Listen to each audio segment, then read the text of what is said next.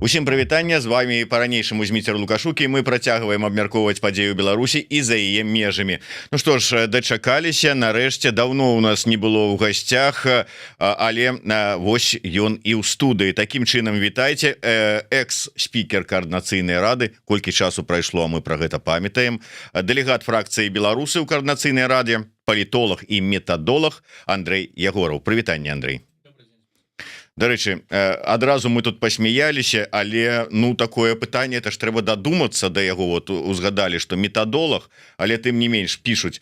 Цікава, чаму АБВ, ну это такая вось адмысловая спецслужба польская, дазваляе метадолагу, пуцінская ідэалогія з гэтага расце, знаходзіцца ў Польшчы і хадзіць на эфіры. Всё? Ну, яшчэ одну агентуру выкрылі. Так, выкрылі. Ну это звычайная такая гісторыя з метадолагамі, тому што чаго трэба баяцца, ну там метадолага ў цемры, а цемры чаму? Таму што ў цемры могуць хавацца метадолагі. Вось так.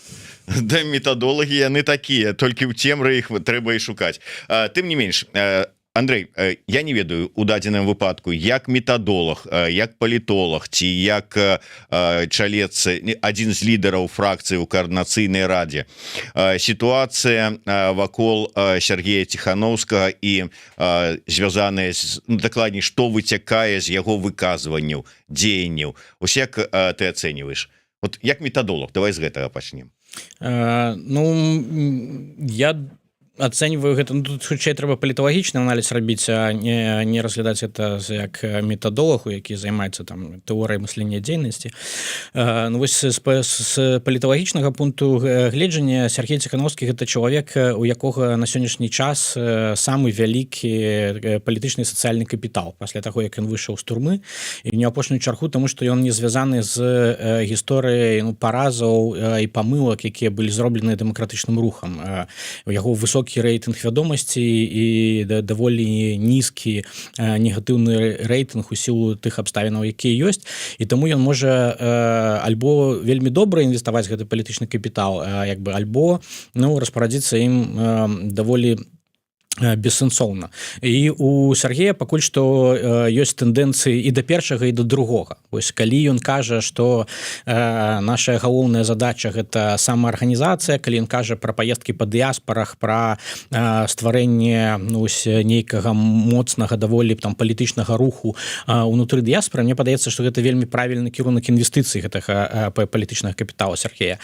А з іншага боку, часам не разумеючы сітуацыі 25-го года, якая цалкам адрозніваецца ад 20-го, у яго вельмі завышаныя чаканні і адчуванне рэальнасці, да якой ён звяртаецца не з тымі месаджамі, на якія яна можа адгукнуцца. Напрыклад, он не ўяўляе рызыкаў там для людзей, якія там прыходзяць на сустрэчы. Ён, можа быць, трошкі неправільна разумее свой уласны палітычны статус там 20-го года. Ён быў адзін з лідараў, там, а не там адзіны лідар на той момант. Таму, звяртаючыся сёння да розных людзей, ён звяртаецца фактычна да электарату розных кандыдатаў, якія былі ў 20-м годзе. І таму, ну, часам некаторыя словы там, ну, пра грошы ўжо там гучаць, ну, проста там вельмі наіўна, для кагосьці і абуральна. Ну так, ну просто вот каб закальцаваць тое, з чаго мы пачалі, наконт таго, хто там выкрывацель, хто агентура, ну ўсё сказано наступным каментаром ад таго ж выказваннем ад таго ж самого каментатара-аблучателя, які піша: запытайце, калі ласка, чаму Ягораў не ведае беларускай мовы. Ну вот чуць адказ по-беларуску і пытацца пра беларускую мову, гэта, ну, как бы выкрыў сам сябе, ведаеце, як у той сітуацыі, калі правялі расследаванне, выйшлі самі на сябе. Так і тут. Але, Андрэй, давай па пунктах. Ўсё ж такі, калі мы кажам пра уплывы, наколькі верагодна, на твою думку, што сваімі выказваннямі, можа быць, сваёй нястрыманасцю, можа быць тым, што, як ён сам прызнаўся зараз у інтэрв'ю Мелказёраву, не выканаў просьбу амерыканскага боку, можа быць, троху пачакаць з выхадам да прэсы, ці можа ён уплываць на хаду саміх перамоваў паміж Вашынгтонам і Мінскам? Мне падаецца наўрад ці гэта можа стварыць негатыўны кантэкст, асабліва у сітуацыі вось нестабільнага працэсу гэтых перамоваў, якія вядуцца, дзе і там беларускі бок і амерыканскі бок могуць вельмі крытычна ўспрымаць некаторыя заявы, што можа іх адштурхнуць ад працягу удзелу у перамоўным працэсе. Але мне падаецца, што аб'ектыўныя інтарэсы, якія штурхаюцца абодва бакі да працягу гэтых перамоваў, яны пераважаюць сітуатыўныя фактары такіх выказванняў ці раздражняльных фактараў, там якія могуць быць вынікаць з дзеянняў Ціханаўскага, іншых лідараў апазіцыі, што ў рэшце рэшт будзе вымушаць іх хутчэй працягваць, чым перапыняць. Тым не менш, вы у сваім фейсбуку написали такі у стылі класічнага на вёску дзядулі ліст Дональду Трампу, і гэта была так бы ваша рэакцыя, не рэакцыя, такія думкі, выкліканыя заявамі, зробленымі Ціханаўскай у інтэрв'ю «Палітыка», дзе яна кажа, што трэба не заахвочваць Лукашэнку, а караць яго. І вы пішаце: «Дарагі Дональд Трамп, не карайце Александра Лукашенко, калі ласка. Мы глыбока вас паважаем, але не вам прымаць рашэнне пра тое, караць яго альбо не». Гэта зразумела. Можа быць, хацелася б, каб рашэнне караць ці не належала беларусам, беларускаму народу, але не пра гэта. Усё ж такі, чаму, на ваш погляд, трэба Дональду Трампу данесці іншую пазіцыю, чым тую, якую выказвала Святлана Ціханаўская?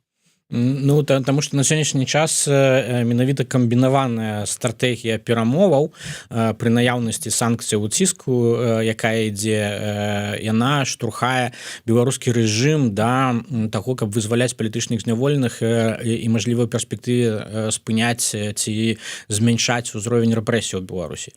Яны імкнуцца усталяваць нейкія больш надзейныя стасункі з захадам, са Злучанымі Штатамі і з Еўрапейскім Саюзам таксама, у прынцыпе нават там з Украінай і кім заўгодна, просто каб контрбалансаваць уплывы Расіі. Таму што у перспектыве прыпынення, замарожвання вайны, нават пачатку нейкага перамоўнага працэсу, Лукашенко вельмі баіцца таго, што ён застанецца сам на сам з Расіяй, з Пуціным, дзе у яго вельмі невыгодная сітуацыя. І ўся папярэдняя ягоная палітыка да 22 году, яна шмат у чым была звязаная з балансаваннем паміж захадам і Расіяй. Яму гэты баланс патрэбны просто для выжывання палітычнай сістэмы Беларусі ў доўгатэрміновай перспектыве. Ён не хоча аддаваць уладу нікому, ні Расіі, ні беларускаму народу, нейкім знешнім актарам. Ён хоча заставацца кіраўніком, і для гэтага трэба больш надзейная, стабільная сітуацыя ў сэнсе геапалітычнага балансу. Вось гэта вымушае яго размаўляць. Пра размовы ўсё ж такі давайте некалькі такіх функцый разгледзім. З аднаго боку мы чуем пра тое, што размовы ідуць як вынік ціска. Другія кажуць, што ўвогуле трэба спыняць гэтыя размовы пра нейкі ціск, узмацненне ціска, бо гэта можа сарваць нейкія далейшыя перамовы. Вы на якім баку стаіце? Я стаю на баку, што гэта барацьба хутчэй нагадвае барацьбу востраканечнікаў, тупаканечнікаў. Таму што натуральна санкцыі задаюць той кантэкст, у якім ідуць гэтыя перамовы. Просто так зняць санкцыі, гэта значыць лішыцца пэўных інструментаў таму гэтым дыялогу, які ёсць у Злучаных Штатах і Еўрапейскага Саюза. З іншага боку, відавочна нельга ігнараваць перамоўныя працэсы, тому што дыпламатыя сама па сабе яна з'яўляецца значным і карысным інструментам. Мы просто бачым, што вось гэтыя паездкі спачатку Крыстофера Сміта, а потым і візіт Келлага, яны просто ўплываюць на вызваленне людзей. Але Андрей, пагадзіся, можа это я памылковае меркаванне, але не для таго, каб выключна вызваляць людзей ехалі Келлаг і Сміт. Канешне, іхні візіт быў звязаны перш за ўсё з сітуацыяй рэгіянальнай бяспекі.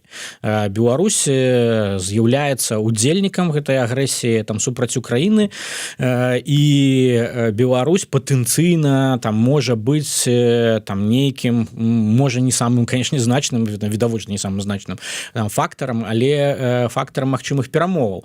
Можа, на тэрыторыі Беларусі думаюць амерыканцы, гэта можа стымуляваць Пуціна правесці перамоваў. Можа, как бы яны атрымаюць там нейкую іншую пазіцыю Беларусі, якая там дапаможа ў арганізацыі ну хаця б ссоўвання гэтай сітуацыі трошки наперад. І таму яны ну праяўляюць гэтую цікавасць.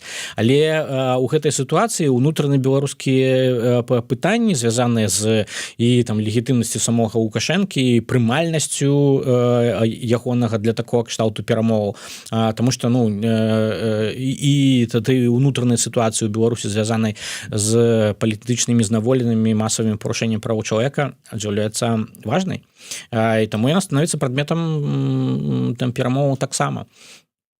З другога боку, глядзіце, разуменне таго, што санкцыі ўсё ж такі, не ведаю, там балючыя, не балючыя, непрыемныя, і самае галоўнае, што якія наносяць пэўную эканамічныя страты, прызнаецца хаця бы тым, што заўчора Воскресенскі сам выйшаў на Леоніда Судаленка, каб была магчымасць, ведаючы, што Судаленка па сваёй практыцы, як это было з папярэдняй размовай, выкладзе гэтую размову у публічную сферу, пра яе стане вядома, агучыў умовы там типа жаданні афіцыйнага Мінска.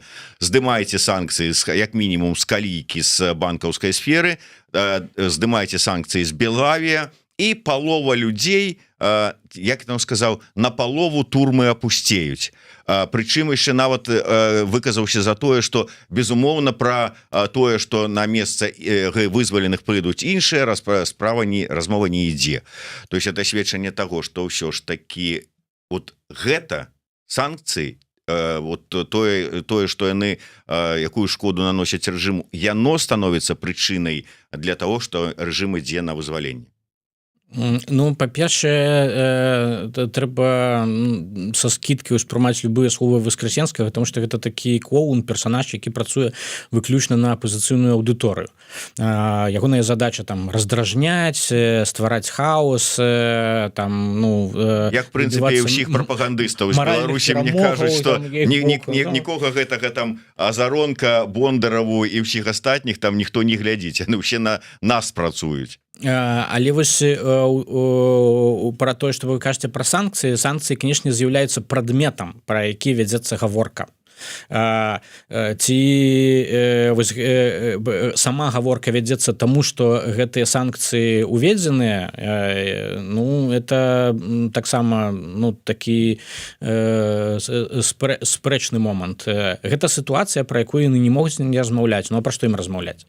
Калі пра вызваленне палітычных зняволеных і ў рэжыма ёсць свая зацікаўленасць у гэтай сітуацыі і да ўдзелу ў перамовах па ўкраіне магчымых і да зняцця міжнароднай изоляцыі санкцыяў, ну то пра гэтае пытанне яны і размаўляюць.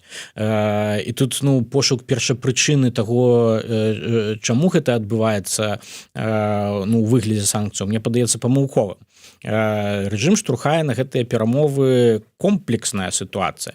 У залежнасці ад Расіі, разуменне сваіх перспектываў, разуменне таго, што там беларускае грамадства таксама хацела б спынення гэтых рэпрэсіяў, там яно стамілася, што для развіцця краіны гэта дастаткова там тупіковы путь. Яны ну шукаюць нейкіх іншых варыянтаў выйсця з гэтай сітуацыі.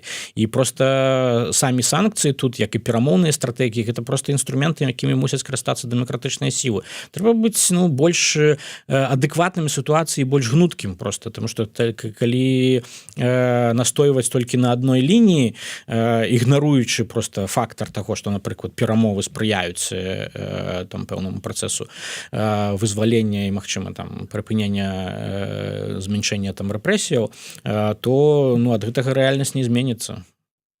Ну, я думаю, вы прачыталі, бачылі, там чулі гэтую такую віртуальную дыскусію паміж Краўцовым і Вячоркам з нагоды таго ж самага выказвання Ціхановскай і вось вызваленне, як яно на это ўплывае. Усё ж такі, як вы лічыце, ну, офіс на якой пазіцыі стаіць? Толькі ціска вот і толькі караць Лукашенко, ці ўсё ж такі вось гэтая магчымасць комплекснага яна ўлічваецца? Што відаць са словаў таго ж самага Вячоркі?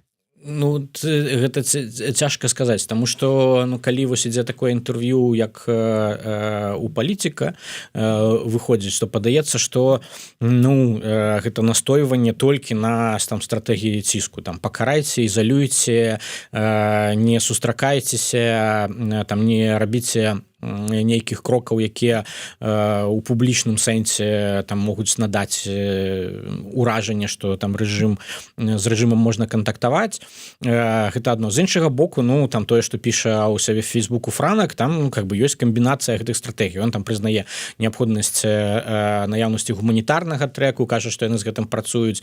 Ён падкрэслівае тое, што перамоўныя стратэгіі яны таксама працуюць і могуць быць. Ну, то бок ствараецца змяшаная ўражанне. Вось сёння там таксама публікацыя, дзе Аліна Харысава каментуе як палітолог, які там звязаны сёння з офісам, пра тое, што ну рэчы звязаныя там з вяртаннем амбасадараў і там адкрыццём авіапералётаў для Беларусі з'яўляюцца магчымымі для абмеркавання.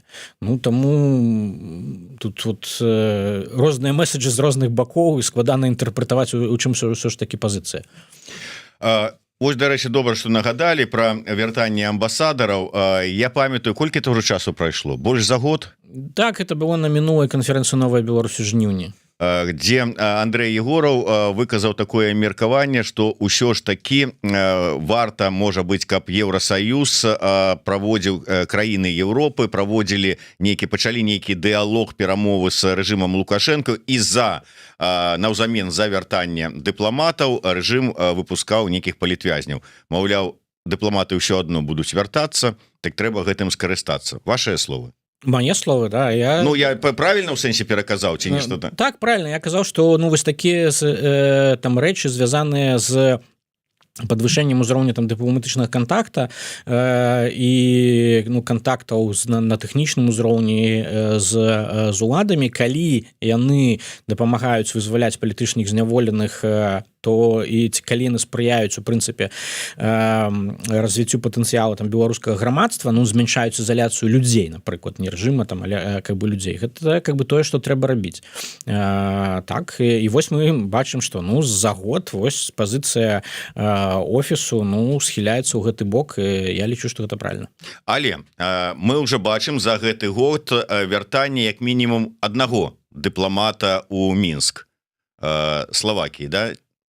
Ну да, там да, Словакія, Венгрія падтрымліваюць, но это пакуль што там маргінальныя. У любым выпадку дыпламаты вярнуліся за гэта, умоўна кажучы, ну калі вось по таму трэку варта было б ісці, пра які вы казалі, рэжым нікога не вызваліў. Гэта з-за чаго? Што дым-сілы тады не падтрымалі гэтую ідэю і не пачалі яе прасоўваць? Што у гэтых краін, вот як вы тут так вот заўважылі маргінальных сябраў Еўрапейскага Саюза там ці Еўропы, у іх пазіцыя такая вось, так, што не настойваць. Просто другая не настойваць, просто паколькі яны маргінальныя ў сэнсе асноўнай палітычнай лініі Еўрапейскага Саюза адносінах да Беларусі. Яны просто выступаюць там часам там супраць санкцыяў, яны падтрымліваюць дыпламатычныя стасункі, не гледзячы на там агульны кансэнсус наконт таго, што такіх дыпламатычных стасункаў не можа быць. То бок яны за такія адносна безумоўныя кантакты з беларускім рэжымам, і вось гэта мне падаецца дрэнна. То бок гэтыя кантакты, канешне, і падвышэнне ўзроўня гэтых кантактаў яна мусіць быць абумоўленая. Адзінае, што гэтыя умовы не могуць выстаўляцца публічна. Вось калі публічна гэта будзе агучвацца, то я думаю, што ніякіх вызваленняў увогуле там не будзе. Гэта можа адбывацца толькі на ўзроўні схаванай дыпламатыі.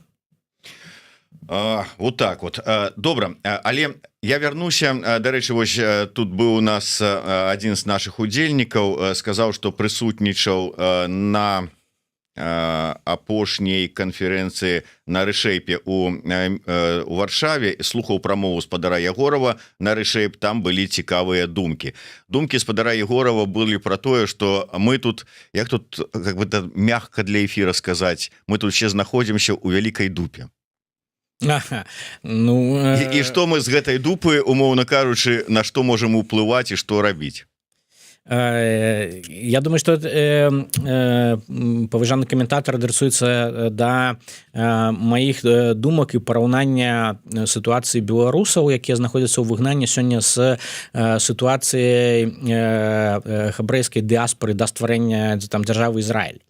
У пэўным сэнсе вось агульнабеларускі рух накіраваны на змены ў Беларусі, які аб'ядноўвае беларускую дыаспору, можа будавацца па ўзорах і прататыпах таго, як гэта было арганізавана у сусветным сіянісцкім палітычным руху, да, які быў, дарэчы, вельмі разнастайны. Там былі і левыя, і правыя, але там былі асобныя, ну, такая вялікая там масавая самаарганізацыя, вялікія зборы, якія вяліся рознымі там габрэйскімі структурамі па ўсім свеце, там агульны фонд, агульныя выканаўчыя структуры, там агульны сіянісцкі кангрэс, дзе людзі галасавалі там бюлетэнямі, атрымалі магчымасць там галасаваць, калі уносілі пастаянныя данаты туды. То бок там шмат што, там былі увогуле вельмі цікавыя рэчы, я магу доўга распавядаць, спыніўся тут. Ну просто, конечно, немагчыма перанесці тое, што было там у канцы 19-го, пачатку 20-го стагоддзя наўпрост на как бы сённяшнюю сітуацыю Беларусі і беларусаў у выгнанні, але шмат што карыснага з гэтага прататыпу беларусы могуць узяць і запазычыць для сваёй самаарганізацыі. Ці не запозна? Не запозна для чаго? Узяць і нешта самаарганізаваць у сітуацыі, калі, як паказвае нават гэтая сітуацыя зараз з выказваннямі Ціхановскага і рэакцыямі на яго, у чарговы раз, і такое адчуванне, што канчаткова усе з усімі, ізноўку слова знайсці адпаведнае, паспрачаліся і разышліся ў меркаваннях. От спрэчкі і разыходжанне ў меркаваннях это нармальна. Зноў-такі, калі паглядзець на гісторыю сіянісцкага руху, калі пабачыць спрэчкі паміж там левым крылом, там Гольдай Меір і там астатнімі там яе сябрамі і там правым там крылом там Жабацінскага, там ой, там чаго толькі не было ў тых спрэчках, там хтосьці там выходзіў з сіянісцкага кангрэсу і рваў як бы свой мандат і гэтак далей. Спрэчкі гэта якраз нармальна. Адзінае, што трэба трымаць агульную задачу вяртання беларусам, беларускай нацыі сваёй краіны. Нам трэба вярнуць статус суверэна беларускаму народу панад Беларусю, там якая ёсць, якая как бы існуе. Чакайце, нешта вы мяне зусім заплыталі. Панад Беларусю, вяртанне. Толькі што, вот я там глядзеў ваш Facebook-старонку, і вы анансавалі свой выступ, удзел у дыскусіі на Тутацы і напісалі, ці можна пабудаваць, там дыскусія будзе на тэму, ці можна пабудаваць Беларусь па-за межамі Беларусі. Ну, нешта так вот. І вы написали, мой короткі адказ немагчыма. Конечно. Что мы будем тады? Па-за межамі Беларусі вы не можете пабудаваць новую Беларусь. Вось про гэта вельмі трапна жартаваў Альгерд Бахарэвіч у «Сабаках Еўропы», дзе ён там пісаў про востраў, дзе ствараецца сапраўдная Беларусь. Вот такого нельга. Нельга сабрацца і пабудаваць тут нейкую как бы іншую Беларусь, выкупіўшы сабе тэрыторыю в Угандзе ці-небудзь яшчэ. Беларусь ёсць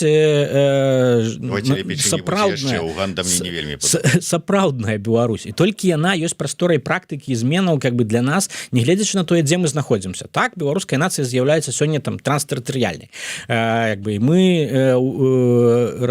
па ўсім свеце, але большасць беларусаў з'яўляецца ў Беларусі, краіна-то ў нас адна, на яе трэба как бы накіроўваць на свае высілкі. Як как бы прастора там Палестыны, там сучаснай дзяржавы Ізраіль была прасторай практыкі дыяспаральнага руху, які быў раскінуты па ўсім свеце габрэйскім там да стварэння дзяржавы Ізраіль. Ім жа гэта не перашкаджала як бы стымуляваць эміграцыю туды, будаваць інстытуты дзяржаўныя там. У нашым выпадку гэта задача нашага пакалення вярнуць сабе сапраўдную незалежную Беларусь, дзе беларускі народ з'яўляецца суверэнным паўнавартасным. Андрей, я вот працягну думку наконт таго, што спрэчкі гэта на карысць, как бы рухаюць думку прынамсі у грамадстве. Так атрымліваецца, што і самі гэтыя дзесьці спрэчныя, дзесьці вострыя, дзесьці правакацыйныя закіды, якія робіць Ціхановскі, гэта на карысць? Ну, прынамсі, оно тако узбударажыла грамадства, якое ўжо пачало дзесьці сыходзіць у нейкую эміграцыйную спячку. Я ж ужо казаў на пачатку, што у Ціхановска ёсць і правільныя как бы рэчы і неправільна. Праблема з ягоным палітычным капіталам. Не ўсе дзеянні, якія робяцца, з'яўляюцца аднолькава карыснымі. Вы можете зрабіць стаўку і прайграць гэтую стаўку, да? Страціць увесь свой сацыяльны палітычны капітал, які накоплены за гэтыя гады просто за адзін раз. Вось калі Ціхановскі будзе спрабаваць мабілізаваць беларусаў і па-за межамі Беларусі і ў самой Беларусі на паўстанне заўтра, да, это просто будзе цалкам тая стаўка, якая абнуліць ягоны сацыяльны-палітычны капітал. Калі ж ён граматна яго інвестуе как бы у развіццё беларускага руху там па-за межамі і дапамогу беларусам у Беларусі у іхняй самаарганізацыі і развіцця патэнцыялу для будучых зменаў, гэта будзе доўгі, больш цяжкі шлях, будзе патрабаваць шмат крапатлівай работы, больш розуму, менш хайпу там і заклікаў, але ён рэшце-рэшт прынясе как бы значна большыя доходы і карысць ад інвестыцый гэтага сацыяльнага капіталу, які ёсць у Ціхановскага сёння. То есть кропку вы яшчэ не ставіце. Я да чаго? Мне просто цікава ваше меркаванне з нагоды выказвання Павла Усова, які вот ён зрабіў у сябе ў тэлеграм-канале пасля таго, як Ціхановскі, аб'явіўшы збор на 200 000, праз тыдзень выйшаў і сказаў, што не сабралі, сорамна і балюча, і Усов напісаў: на гэтым кар'ера Ціхановскага і Ціхановскай скончылася. Магчыма, у гэтым і была задумка ўладаў. То есть не скончылася яшчэ. Ну, а дзе ж яна скончылася? Ну, просто гэтыя людзі... Ну, можа, яны яшчэ нешта там ходзяць, гавораць, а насамрэч ужо ўсё. Жывыя мертвецы. Ну, я так не бачу. Канешне, у іх захоўваецца значны патэнцыял падтрымкі, там, вядомасці, міжнароднага прызнання. Гэта нікуды не падзелася.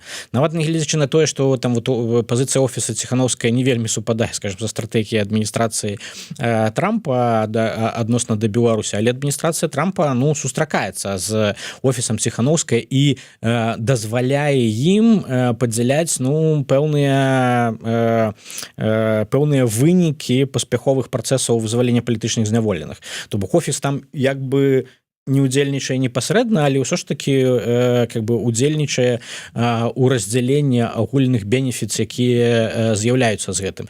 Это значыцца, што как бы у гэтым сэнсе адносінаў паміж амерыканцамі і тым жа офісам Ціхановскай і там і Сергеем Ціхановскай ўсё пакуль што не так блага, як думае Павел Усов.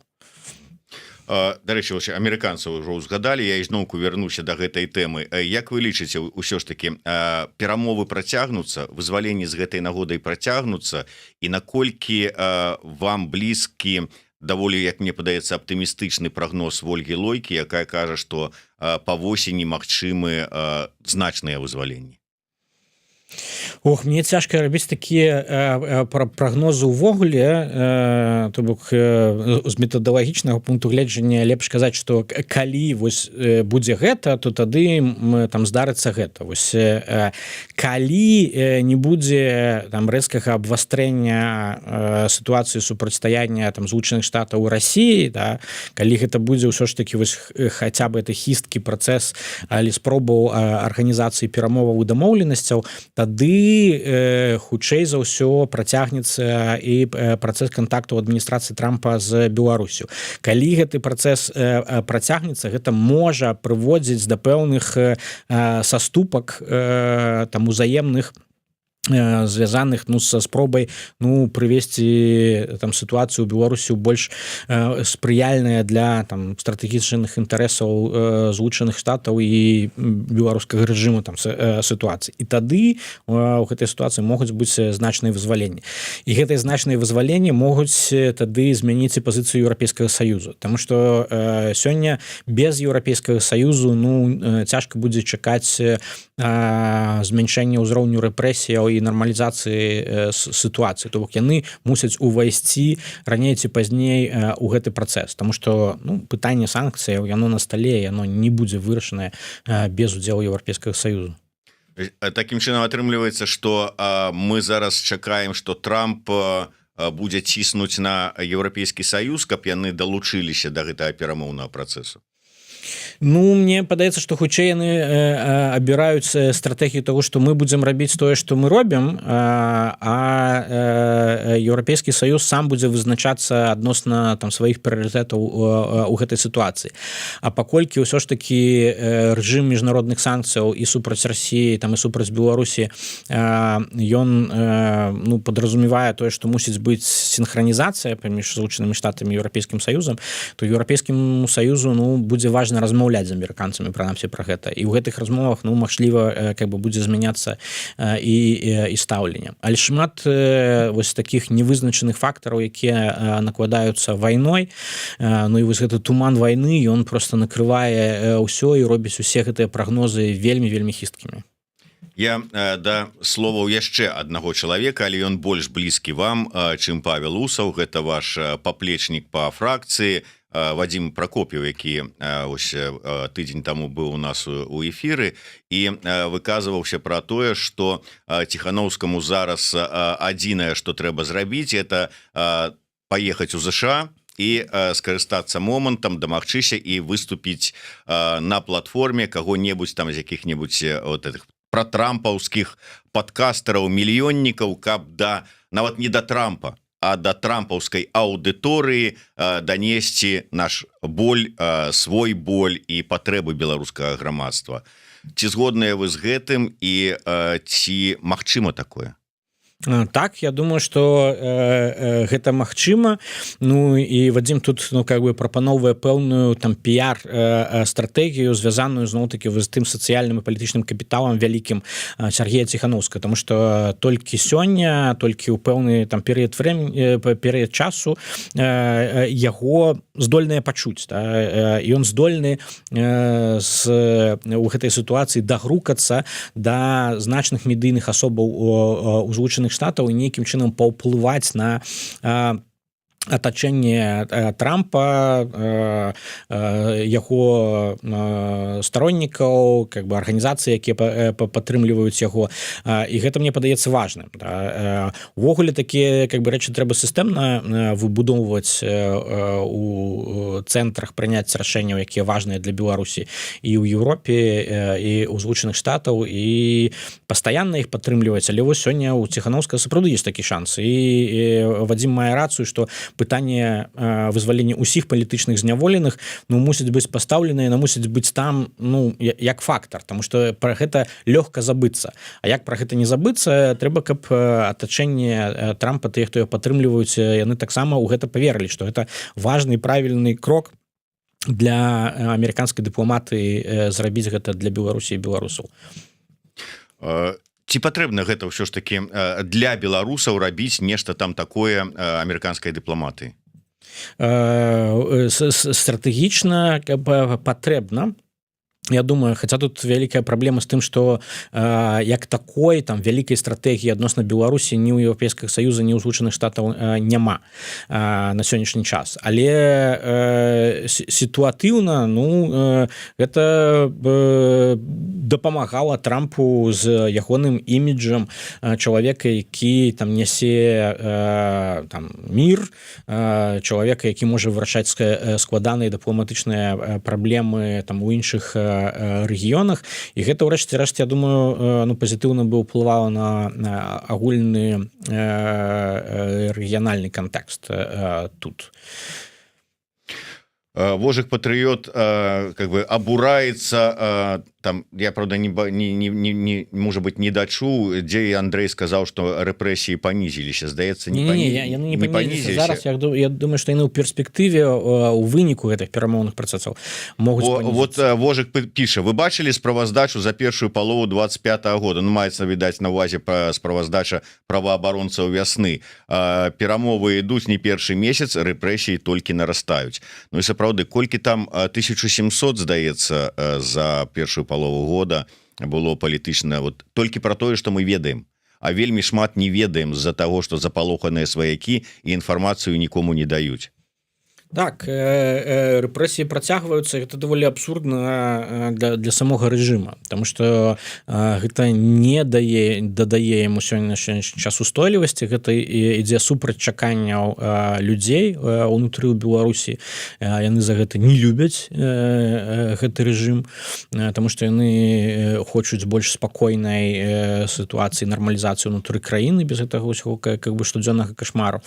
І гэта абцяжарвае іхнія мажлівасці размаўляць з захадам, ну і ўрэшце там вырашаць нейкія ключавыя пытанні для іх і з іхняй там ізаляцыяй і магчыма з санкцыямі. Таму, ну, па мне падаецца, гэта даволі іррацыянальна как бы у сэнсе паводзіну беларускага рэжыму. Ну, наколькі ўсё ж таки гэта менавіта, ну, я не ведаю, там указанні Лукашэнкі.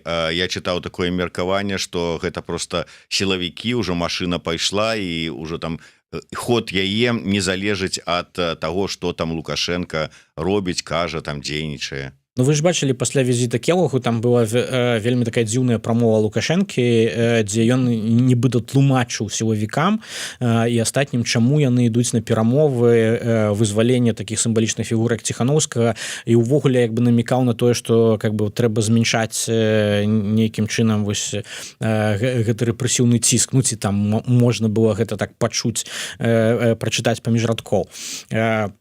І так как бы унутры как бы сістэмы ёсць тыя, хто абапіраецца менавіта на гэтую рэпрэсіўную логіку, как бы, а ёсць тыя, хто, ну, вельмі супраць гэтай рэпрэсіўнай логікі і бачыць неабходнасць, ну, там змяншэння гэтага рэпрэсіўнага ціску як мінімум, як максімум, ну, такой лібералізацыі ўнутры краіне, якая б дазволіла ёй развівацца ў эканамічным сэнсе, таму што гэтыя рэчы вельмі шмат тармозяць эканамічнае развіццё ў Беларусі. Я хацеў бы, можа быць, каб вы таксама сваё меркаванне выказалі, але яшчэ аднаго чалавека выказванне. Зараз я пра Кавалеўскага, які у сваім адным з допісаў, зараз не знайду па-хуценькаму, але сэнс ідзе пра тое, што зараз адкрываецца па яго меркаванню магчымасць для нейкага дыялогу паміж, як ён піша, уладамі, умоўна кажучы, там рэжымам і грамадзянскай супольнасцю. Вы верыце ў магчымасць такога дыялогу? Мне падаецца, што пакуль што можа быць зарана казаць пра такі дыялог. Але у перспектыве ён мажлівы. То бок, калі мы паглядзім на працэс нармалізацыі адносінаў з Еўрапейскім Саюзам, як ён працякаў там з 13-го там па 16-й год, калі там санкцыі былі замарожаныя, то удзел грамадзянскай супольнасці і дыялог паміж грамадзянскай супольнасцю і беларускім рэжымам быў даволі важным фактарам.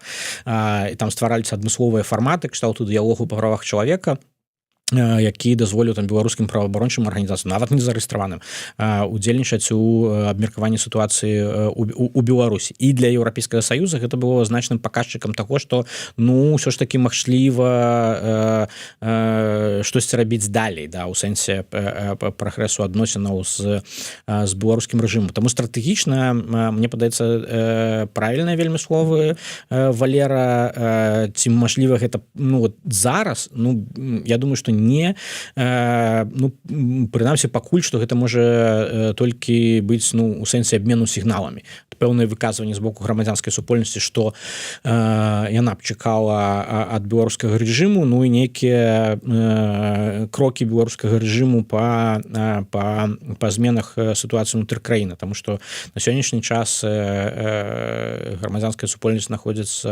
арганізацыі грамадзянскай супольнасці ў вельмі неспрыяльных умовах, найбольш неспрыяльных умовах за ўвесь час існавання незалежнай Беларусі.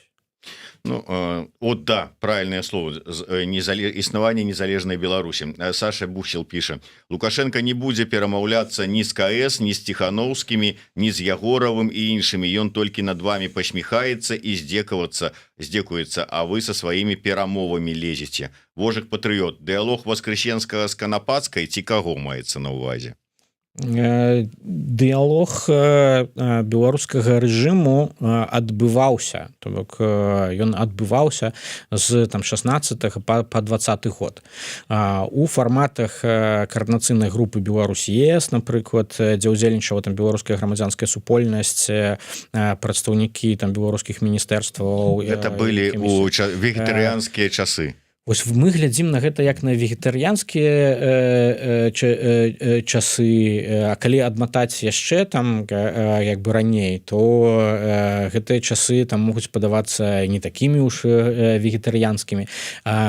Аўтарытарныя сістэмы, у прынцыпе усе аўтарытарныя сістэмы перажываюць цыклы лібералізацыі і такой как бы рэпрэсіўнай замарозкі унутранай сітуацыі. Беларускі рэжым тут не выключэнне. Таму нейкі іншы этап. Чаму яны вымушаныя так рабіць? Не таму, што яны так хочуць, яны вымушаныя так рабіць, таму што у іншым выпадку іх проста няма ніякіх перспектываў устаяць, там працягнуць сваё жыццё на нейкі больш там доўгатэрміновы час. Тут у Польшчы, дзе мы размаўляем, ваеннае становішча было ўведзенае, але яно потом было адмененае тым самым Ярузельскім, які гэтае ваеннае становішча ўводзіў. Ну, можа быць. У любым выпадку мне падаецца, што вот бачыце, сітуацыя нават з вызваленнямі дастаткова складаная, таму што з аднаго боку рэжым альбо як вот група з Тихановскім, там Карнеем, Дулінай і астатніх, іх просто ўзялі і гвалтоўна выпхнулі з Беларусі, альбо другіх мы нават імёны не ведаем, каго вызвалілі. Людзі сядзяць пад надглядам, ціха, не ведаем хто што, а некаторых, вот як з'явілася інфармацыя, не паспелі вызваліць, як па новай закрываюць. І гэта вось з аднаго боку, з другого боку мы тут кажам пра дыялог, пра зняццё санкцый, пра выхад, але ўсё ж таки ці гарантуе гэта не тое, што пацяпленне да такой ступені, што будзе магчымасць не праз камісію шведа-азаронка вярнуцца нам у Беларусь, а нармальна вярнуцца, а па-другое, хаця б там унутры знізіць рэпрэсіі. Ну, гэта мусіць быць умовай такіх працэсаў, там дыялогу, абмеркавання, там змяншэння санкцыйнага ціску, любых такіх палітычныя моманты нас не цікавяць, толькі эканоміка. Слово Воскресенского як бы да іх не ставіцца. Воскресенскі клоун, як бы ён спецыяльна такое кажа, каб раздражняць аўдыторыю. І да прыняцця сапраўдных рашэнняў Воскресенскі не мае ніякіх адносінаў. Гэта я не ведаю. Ён пераказвае словы, вот, написанные на паперцы Церцелем. Ну, это вот уплыў там Воскресенскага на прыняцце рашэнняў, там разгортванне дыялогу, это такі самы прыкладны ўплыў, як не ведаю, як беларускіх экспертаў там на тыя ж самыя рэчы незалежных. Добра, Андрей, я зразумеў вашу пазіцыю, як это назіраем і там даем, можа быць, нейкія там рэкамендацыі, але невядома, пачуюць ці не пачуюць. Але я тут бачыў, дыскусію развярнулася ў чаце каардынацыйнай радзе, з нагоды таго закінуў, здаецца, Курэйчык, каб запрасіць у склад каардынацыйнай рады таго ж самага Тихановскага, ну і іншых вось знакавых палітвязняў. Вы на якім баку? Я на баку таго, што была дамоўленасць паміж Святланай Ціханаўскай і каардынацыйнай радай напярэдадні выбараў каардынацыйную раду, дзе была прапанавана стварэнне такой грамадскай палаты пры каардынацыйнай радзе. дзе как бы туды маглі как бы патрапляць пэўныя там прадстаўнікі там грамадскіх арганізацыяў, там сімвалічныя там дзеячы і гэтак далей. І вот это такая грамадская частка каардынацыйнай рады, там не выбарная, там не как бы не палітычная, якая там магла б там мець сваю там уласную роль. Вось праз гэты механізм можна было б как бы далучаць такіх людзей да працы каардынацыйнай рады.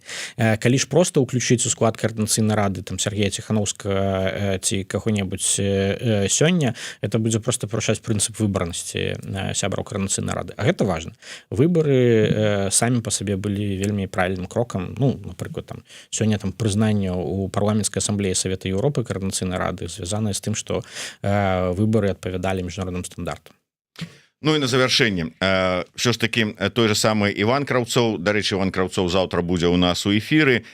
Калі прачытаў гэта выказванне, пра якое мы зараз узгадывалі Святланы Ціханаўскай у палітыку, ён напісаў, што ну конечно, мужа вызвалілі, астатнія хай сядзяць. Вельмі нервова таксама адрэагавала на гэтыя выказванні і на такую пазіцыю і былая жонка Мацкевіча, Святлана Мацкевіч, што, маўляў, як так можна, ну і гэтак далей. Як вы лічыце, ўсё ж такі гэта эмацыйная пазіцыя, ці гэта сапраўды вось как бы адлюстроўвае ну пазіцыю і стаўленне офіса, ну і вось таго боку да ўсіх працэсаў?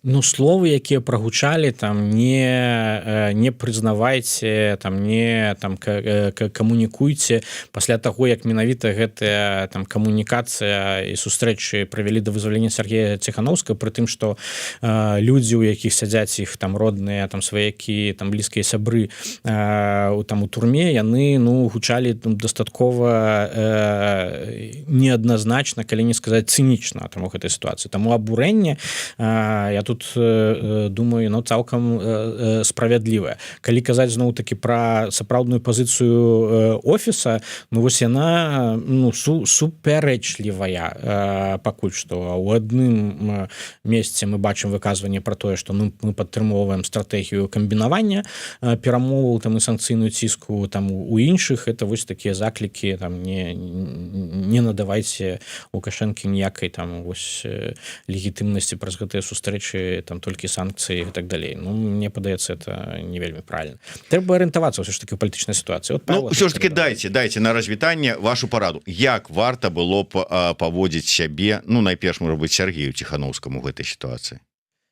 Ну вот Сергею Ціханаўскаму трэба менш звяртаць увагі там на непасрэдна палітычную мабілізацыю беларусаў для паследняга рыўка, та ось там мы пераможам рэжым заўтра, там паслязаўтра, альбо пасля сустрэчы блогераў, там альбо пасля таго, як збярэм 200 000, а просто казаць пра тое, што ну як Чэрчыль там, што у мяне няма для вас іншых прапановаў акрамя там крыві, там крывага поту там і цяжкай працы, как бы, але гэта ўрэшце гэтая цяжкая праца дазволіць нам вярнуць сабе краіну і нам самім как бы вярнуцца у Беларусь, у сапраўдную там дэмакратычную Беларусь, але гэта вымагае ад нас ну даволі цяжкага шляху і аб'яднанага шляху разам.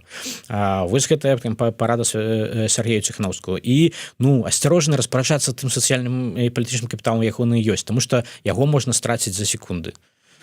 Дзякуй вялікі, трэба развітвацца. Я нагадаю, што з намі быў Андрэй Егораў, палітолог, метадолог і адзін з лідараў фракцыі беларусы ў каардынацыйнай радзе. Дзякуй вялікі, Андрэй.